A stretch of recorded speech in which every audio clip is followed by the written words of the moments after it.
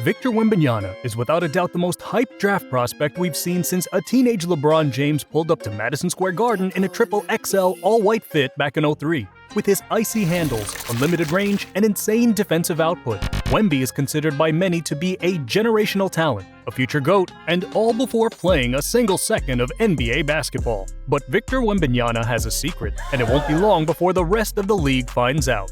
As the first pick in the 2023 draft, Wemby seemed like the most obvious choice, but the San Antonio Spurs actually took a big risk with their French giant. You see, behind all the deep jumpers, silky handles, and effortless dunks is a scary truth players like Wemby don't want to admit to.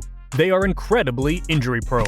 Wemby's insane height and super skinny frame makes him a magnet for injury, and when you play in a league as competitive and physical as the NBA, it's not a matter of if you get injured, but when. This ain't 2K. You can't just turn injuries off and hoop till the whistle blows without expecting something to tear or sprain. Players have got to be smart and manage the risks they are putting their body under. What has so many people worried, though, is that while Wemby is undoubtedly a unicorn of a player in terms of his skill set and ability, we've seen what injuries can do to a player's career, especially early on. Take a look at last year's draft. A similarly gifted big man named Chet Holmgren was drafted second overall by OKC and looked poised to take the league by storm. Standing 7'1", Chet's game mirrored that of Wemby's a lot.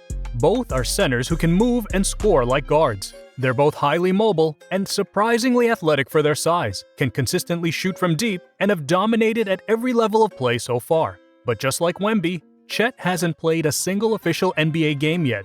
Why? He suffered a season-ending foot injury during a Pro-Am game before the season even started. Holmgren was criticized for his skinny frame, and many in the league thought his lack of mass would lead to injury as he faced bigger, stronger opponents on a more regular basis. Turns out, they were right. He sat out the entire 22-23 season and only recently made his return to the court during OKC's 2023 Summer League run, where he's seen some success, leading his team in blocks and steals while putting up big numbers on offense. The Spurs are eager to avoid a similar injury with Wembanyama, as foot-related injuries are actually incredibly common amongst super tall big men.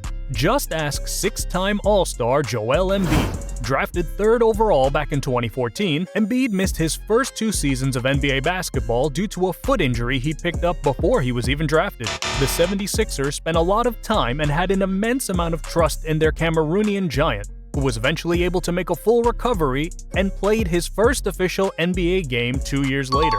But Wemby and the Spurs are aware of this and have already got some plans in place. Anyone who watched the Combine this year might have noticed the Frenchman's unusual pregame warm-up, a slow and methodical set of exercises, some of which Wemby completes barefoot, shows the level of preparedness the youngster has towards potential foot injuries. You see, it's all about warming up those big size 21 feet. If your foot is strong, normally everything connected to it is strong too. That's what Wemby's personal trainer and the man entrusted with keeping the 7'5" giant injury-free, Guillaume Alquier, had to say about Wemby's specific training. The Spurs are all too familiar with the likelihood of a foot injury with men as tall as Wemby. Only recently we saw what happened to Bol Bol, the Sudanese man mountain who suffered a string of foot injuries that knocked both his conditioning and confidence. As a result, after just 3 years in the league, the 7'2" center got waived by the Magic. But so far, things look like they're working for Wemby and his team. He has yet to suffer any major injury to his feet. And, with the exception of 1 season in France, he has been healthy and played consistently the majority of his adult life. But that doesn't mean he's been completely injury-free. Wemby has had his fair share of bumps, scrapes, and bruises, some of which have kept him off the court for a little longer than he'd like. He previously suffered a stress fracture to his fibula back in 2020 and was forced to miss 2 months of basketball while he recovered. He then missed a month due to a fractured finger later in 2021 and then a further 2 months due to a shoulder contusion. The icing on the cake was his psoas injury, which took him out for the remainder of the 21-22 season with ASVEL. These types of injuries, while not uncommon, can be attributed to the physical and demanding aspect of playing professional basketball night after night, which is why so many in the league are worried about Wembanyama's frame. Take a look back at Joel Embiid. Since his injury, the guy has proven to be a dominant force in the league. But anyone who saw him play in Kansas will have immediately noticed that NBA Embiid looked a little different. It's obvious that it wasn't just rehab that Embiid was focusing on. For his NBA debut, Joel Embiid looked bigger, fatter, and more filled out than he'd been in college. Philly cheesesteaks will do that to a person. It's widely accepted that Embiid bulked up as a precautionary measure to the physical and demanding play style of the NBA. His extra size means he can take a few extra knocks without getting injured as often or severely. And this is a common practice in today's game. Take Giannis Antetokounmpo, for example. He's another tall, lanky center who needed to bulk up in order to survive in the NBA. The Greek freak put on some pounds, 50 of them to be exact, since his debut 10 years ago. No easy feat by any means, as his 7-foot frame needs a serious amount of calories to hold on to any type of weight. A quick look at Giannis's Twitter will tell you everything you need to know though.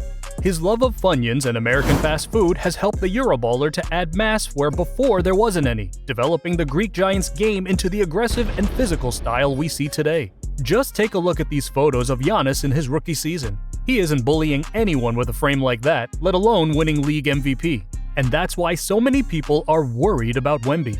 The guy is tall, taller than Holmgren, Giannis, and Embiid, while also being super skinny, and there are serious doubts as to whether or not the Frenchman will be able to adapt to the NBA's more physically demanding play style. Wemby himself has been dismissive about his need to bulk up, instead claiming the rest of the league needs to skinny down like him. And maybe he has a point. While being bulky can definitely help prevent injury, it's not the be-all end-all. Take Kevin Durant, for example.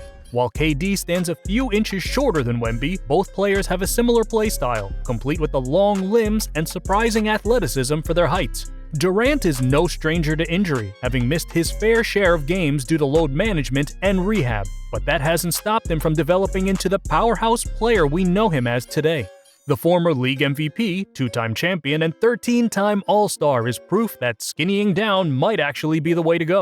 It won't be long now before we see Victor Wembanyama lace up for his NBA debut, and his impact is sure to be instant. Whether or not he'll stay healthy enough to keep playing is another question entirely. The Spurs are doing everything they can to keep the injuries at bay, but when fatigue sets in and the grueling NBA schedule starts to wear down the youngster, we'll see if the French phenom can keep up, skinny or not.